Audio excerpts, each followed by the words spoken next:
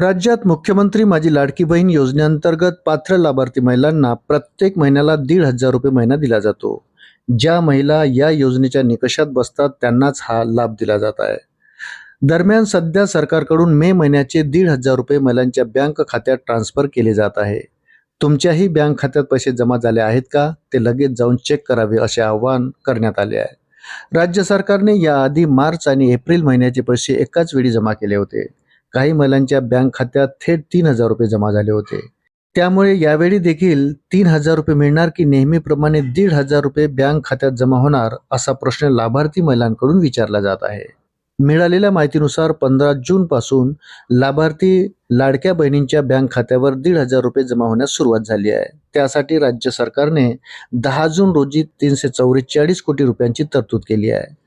ज्या महिलांनी यशस्वीरित्या ई-केवायसी पूर्ण केली आहे तसेच ज्या महिला या योजनेच्या निकषात बसत आहे त्यांनाच हे पैसे मिळत आहेत.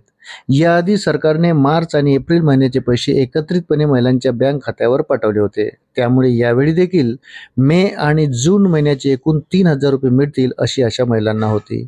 परंतु यावेळी सरकारकडून 1,500 रुपये ट्रान्सफर केले जात आहे. म्हणजेच यावेळी महिलांना जून महिन्याचे पैसे मिळालेले नाही.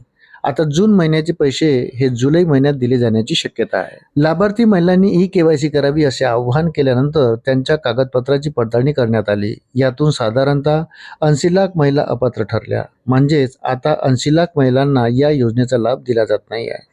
सध्या ई-केवायसीची प्रक्रिया बंद करण्यात आली आहे, परंतु काही महिलांना तांत्रिक तसेच इतर कारणामुळे ही प्रक्रिया पार पाडता आलेली नाही. त्यांचेही नाव लाभार्थी यादीतून हटवण्यात आले आहे. त्यामुळे आता राज्य सरकार पुन्हा एकदा ई-केवायसीची प्रक्रिया सुरू करण्याची शक्यता आहे.